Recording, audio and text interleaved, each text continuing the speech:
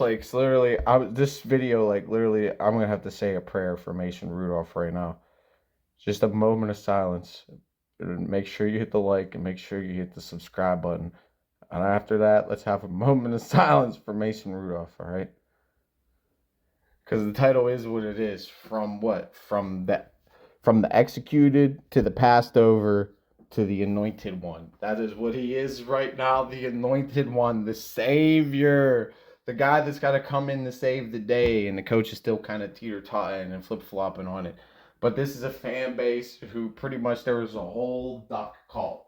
Now you have a whole new Christmas Rudolph cult right now that thinks this guy is going to be somehow the savior of this franchise, who's been like pretty much passed over by every team in the league.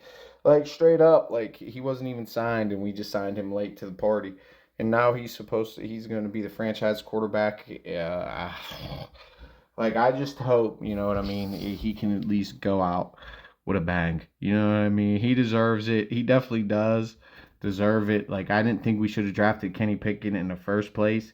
And now I'm saying we should stick with Kenny Pickett, even though it's been horrible. And the only reason we're probably not one of the best teams in the league right now, because the defense won all our games. But I mean, the organization, Mike Tomlin, the front office, everybody pretty much passed him over for Mitchell Trubisky, Kenny Pickett.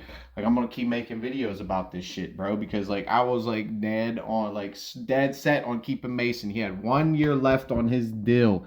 The year we signed Trubisky and the year we drafted Kenny Pickett. Why don't you just let that contract roll out? We went like 8-8 this season with him, bro, and Devlin. So you drafted him. Why don't just let him roll that contract out, bridge the fucking gap with him, draft some more talent. The offensive line needed help. We could have drafted young talent on the offensive line all over, better talent. We moved up to get Broderick Jones this year. Shit, why don't we just move up a few more extra spots and get CJ Stroud this year? Drafted the line last year, and this team would be undefeated right now if we had CJ Stroud, because the Houston never would have beat us, because we'd have CJ Stroud right now. Straight the fuck up. Like, or somebody better than Kenny Pickett. Like Kenny Pickett, the quarterback class was weak that year, and we reached for Kenny Pickett. I said Kenny Pickett was a reach. People said I was crazy for saying Kenny Pickett was a reach. And now they're saying I'm crazy. We need to go. I've been making video after video saying we need to go back to stick with Kenny Pickett, because this is what the front office and the organization has done with. And this is a guy that's been pretty much executed, passed over, and now anointed, bro, to be the savior, bro. And he's on the last year of his deal. We brought him in on another 1 year cheap ass deal because nobody wanted to sign him late. So I hope he balls out, because then he's going to at least get 5, 10, maybe 15, who knows, $20 million. Who knows? It's the NFL. Look how much they paid Deshaun Watson and gave up for Deshaun Watson. And he's a 25-time accused rapist and hasn't played for 2.5 years, and he threw for 5,000 yards one season. Seriously, and he had DeAndre Hopkins and and some good talent around him. Maybe a great offensive line. I don't know. He was good, but Jesus Christ. That's just the way the quarterback market is. It's ridiculous now. Mahomes is making $50 million. Shit, Daniel Jones is making like $35 million. He's hot garbage on a plate, on a stick. He's shit on a stick. And you got to pay $35 million for shit on a stick.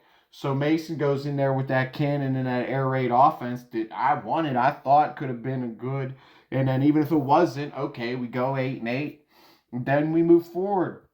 We got a ton of salary cap. His contract's up. Maybe you draft a quarterback then, like a CJ Stroud, and moved up to get CJ Stroud then, and then have a bunch of talent and a team ready built, because this team's almost there. I've been saying this team's not, like, this is a rebuilding year, and it's almost there. But a lot of these coaching decisions on Tomlin, and I've been there with Tomlin, but a lot of these coaching decisions, man, you got to start criticizing him, man, because we have a good quarterback play. We'd be all right now, even mediocre quarterback play. And you've let hot garbage roll out there for the past year and a half, when you've passed over, passed over, and now anointed this guy to pretty much be the save your ass guy. This is the guy that has to save your ass right now. And you're pretty much teeter-tottering on him and Kenny, the guy that you drafted to pass him over. So, now you're shitting on Kenny. And there's going to be Kenny, it already looks like he's lacks confidence in the huddle and making plays and making calls at the line and making changes at the line and doing different things. So this is just probably even more of an ego crush to old Levin Kenny.